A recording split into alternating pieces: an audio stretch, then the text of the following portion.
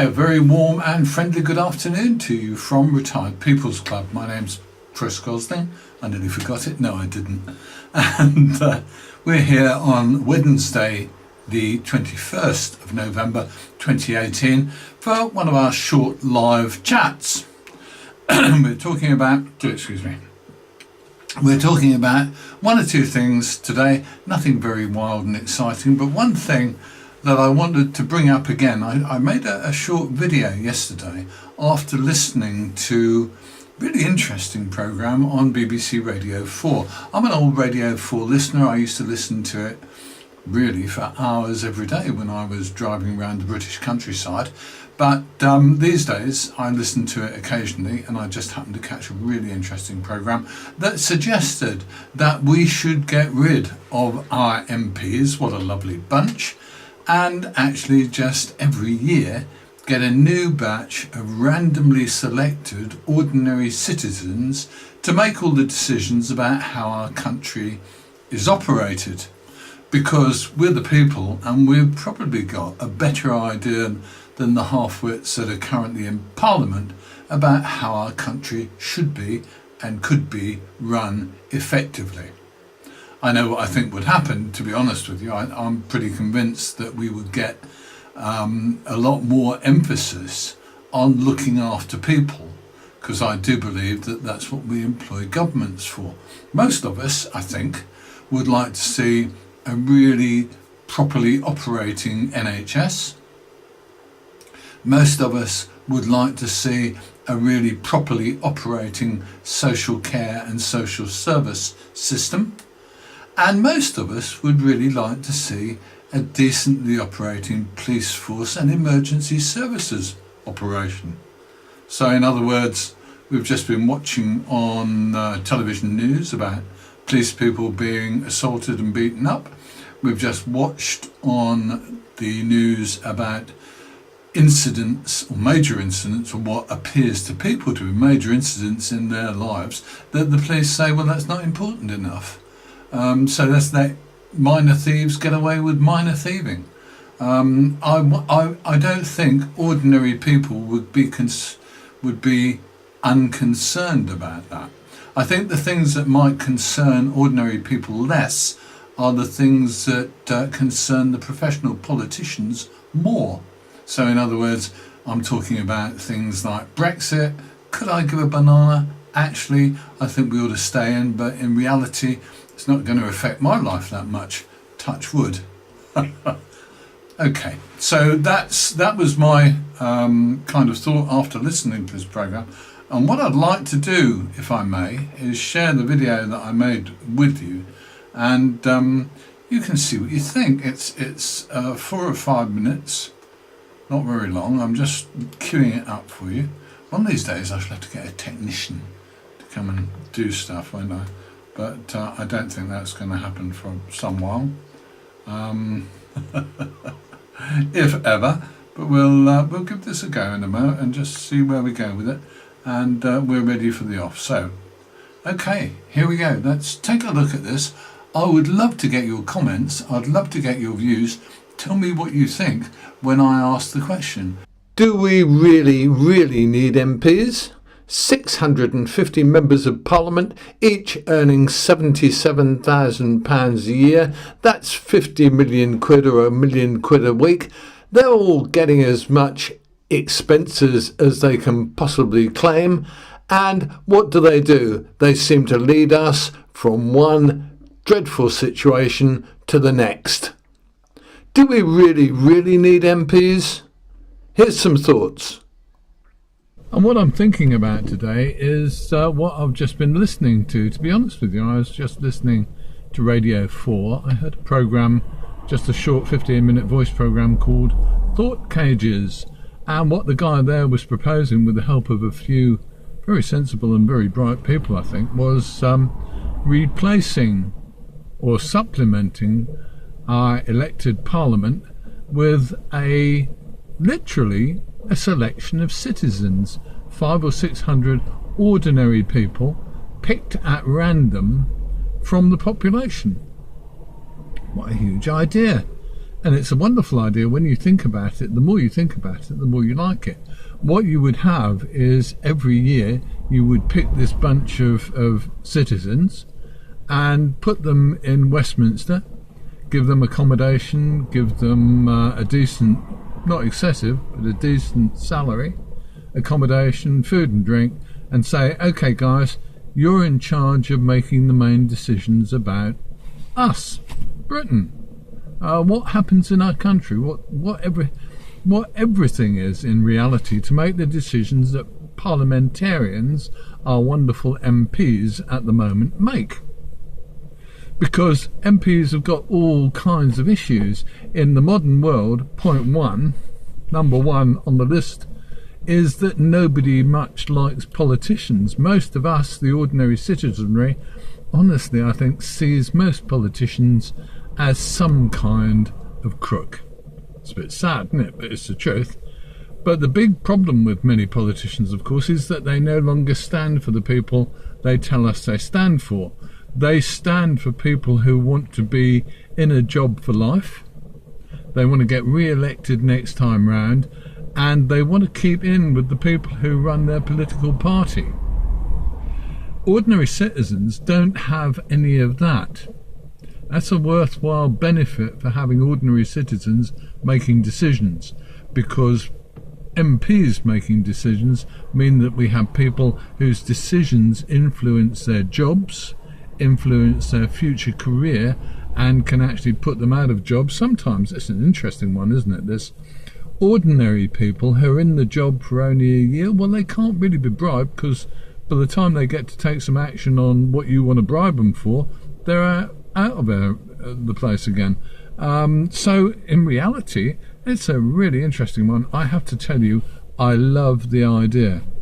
So why can't we as a country have politicians? If you like, we can keep some politicians, because they maybe should give us a long-term view. But we should have, or we could and maybe should have, a parliament made up of ordinary people. Bear in mind, in the UK, we've got a population that's better educated than it's ever been educated before. More kids go to uni now, and most of us have a pretty good basic background in how the world works. If you had 500 or 600 people picked at random, then you would get a good selection of people. You'd get very bright people, you'd get some pretty thick people like me, but you'd also get some people in the middle, and the combination of their views would come together. Someone on that programme said, we've had all this fuss about Brexit, we've had all the fuss that we've had about social care. If you went out into the middle of any city and asked a selection of people how you would resolve these issues, after a couple of hours you'll probably have a damn good idea. But because it's politics, what you actually seem to get is a load of jostling for position, different people trying to stab each other in the back, different people trying to creep up each other's arses. It really is a disgusting view when you look at professional politicians. I'm not impressed. So how about it? How about we start a little movement on Retired People's Club to suggest that maybe we should have a House of the People, making the big decisions that matter to the people, not that matter to politicians, who we all know tell lies every 4 years, and most of the time in between. I'm Chris, this is Retired People's Club. I'll see you soon. So what do you think?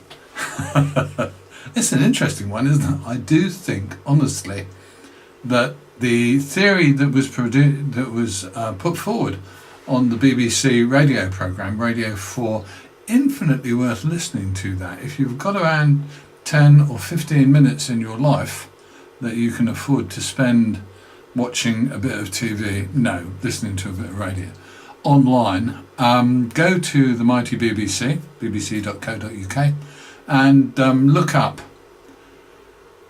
Thought Cages, and look for the programme title. The details are actually on there, and I will include a link to that programme online when I put this online, and I'll also include the same link when I put this programme on YouTube, which will be a bit later today, I hope. So there you go. I honestly do believe that people like us, I mean really people like you and me, do have sensible ideas. We have sensible thoughts, and if you put 400 or 500 or 500 or 600 of us together to talk and to discuss and come up with thoughts and ideas and modifications and ways to get around the problems that deal with our lives, then I sincerely do believe that we could actually make our country, if you like, a better place to live in. I am immensely convinced of that. Now, you may not be. You don't have to be. I can't control what you think, but I think that, to be honest with you, if we got together, that number of ordinary people selected at random every year and said, you can talk about all the things that you want to talk about, and you can work out the ways that our country can be governed more effectively. Give those same people a working method that included dealing with the experts. Bear in mind that we've got a huge army of real experts in everything that our country needs to operate. The civil service, all the guys in all the ministries, all of those fellows and women have immense knowledge about the topics they deal with. And they tell politicians what the results of their policies, I guess you'd say, are going to be. And it's a pity that some civil servant didn't say to Mrs May, your Brexit thing is going to be a huge cock-up. There you go. But the reality is, I think seriously, that ordinary people with the expert backing of civil service could do just as good a job as those wonderfully clever MPs who most of us think are a bit of a waste of space. What can you say? What do you think? I would love you to listen to that programme on the BBC. I'd like you to take 15 minutes and listen to it and see what you think. Come back to me when you've watched it, or listened to it rather, and give us your response. I was fascinated by it, and I thought the most interesting thing was that people have already done some of the basic research, and they have said that ordinary people come to just as good and just as workable solutions as anybody else can, whether they're wonderful MPs or whether they're whoever the hell they are. The reality is that MPs, I believe, are mostly people who are on a good one, really, and I think many of our country's population think the same thing. So why don't we think about it and actually come up with a few ideas and think about getting rid of politicians and getting people in charge of people's destiny. Okay, I'm Chris Gosling. This is Retired People's Club. If you watch this on Facebook, give us a like. If you like what we say, give us a like.